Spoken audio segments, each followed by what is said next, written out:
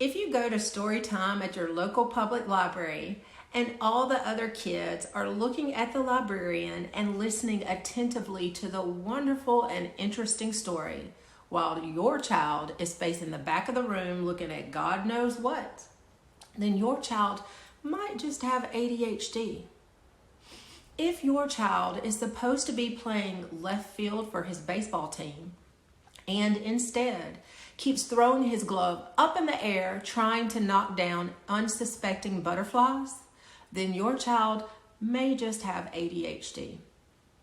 If you get multiple calls from the school because your child repeatedly blurts out wildly inappropriate but hilarious remarks in class, then your child might just have ADHD. If your child seems absolutely fearless and will climb anything and everything in sight, then your child may be the Spider-Man or woman for our universe, or they might just have ADHD. Hello, good people. My name is Dr. K, and welcome to Mental Health Plain Speak. I'm a psychiatrist in the Southeast, and my goal with these talks is to provide easy-to-access information on mental health. And our topic for today is ADHD. ADHD stands for Attention Deficit Hyperactivity Disorder. Recent studies report that it affects about 10 to 11% of children and 3 to 5% of adults in the United States. I want to jump right in and share with you 10 things that you may not know about ADHD. We're going to cover 5 of them in part 1 of this talk and 5 of them in part 2. Okay, so let's get started with the first 5. Number 1, ADHD is a neurodevelopmental disorder that is a brain-based syndrome. Okay, let me break this down for you. ADHD is not about a good-for-nothing kid needing a butt whooping. Children with ADHD have a real disorder that affects the development of their brains. Research shows that people with ADHD have parts of their brains that are actually smaller, especially in the front of the brain. The front part of the brain is the part that controls concentration, attention, self-control, and organization. Research has also found that brain development in people with ADHD is slower and brain maturation occurs at a slower rate. On top of that, people with ADHD have differences with the chemistry of their brains.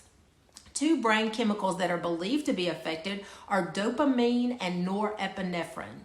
These chemicals are important for mood, movement, sleep, self-control, and focus.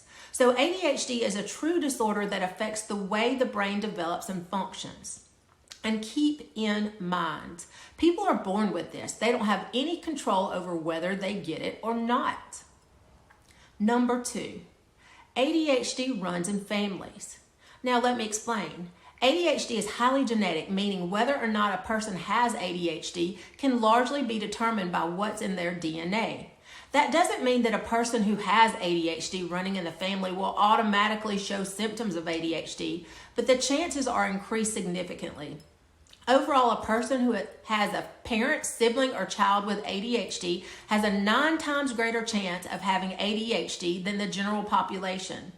There have been many a times in clinic when parents bring their child for ADHD treatment, and the longer I interact with mama or daddy, the easier it is for me to see, ooh, they got ADHD too, but it just hasn't been diagnosed. The apple does not fall far from the tree. And when ADHD runs in the family, it benefits the whole family if the parent with ADHD gets treatment too. As a parent, you have got to bring your A game to stay on top of things. And if you are a parent with ADHD trying to parent a child with ADHD, then I encourage you to get treatment as well. Children with ADHD tend to do better in environments that are structured and predictable. And it's hard for parents to create an orderly environment if they have untreated ADHD. How is a child going to thrive if their parents' own minds are chaotic and running 90 to nothing, and the parents are always forgetting things or losing things? Number 3, if you are parenting a child with ADHD, I need you to wrap your head around this and let it settle in real good.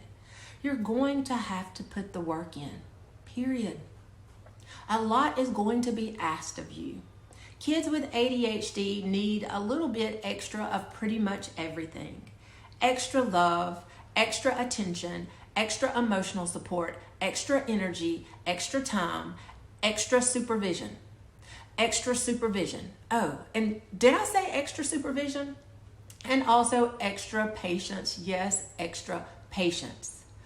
But if you're parenting a child with ADHD, prepare yourself for extra joy, extra excitement, never-ending adventures, and endless laughter. And an added bonus, I don't think you'll ever be bored. Nope, you won't have time to be bored.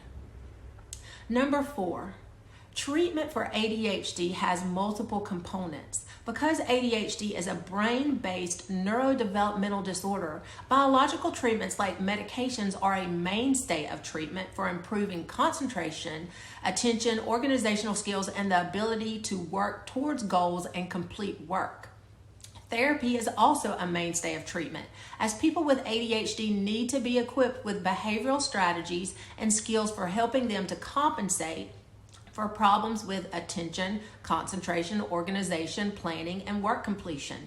Therapy can also help improve problem-solving skills and social skills. Parent training is also a component of treatment, as parents benefit from learning behavioral management skills for bringing out the best in their child.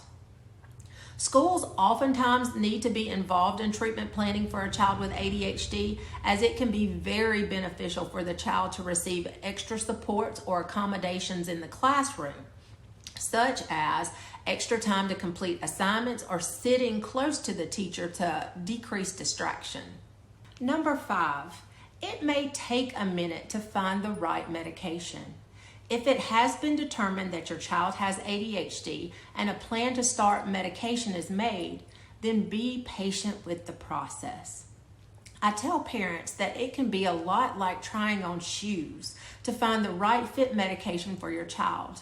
There are so many different formulations of ADHD medications, and each of these medications are not one size fits all.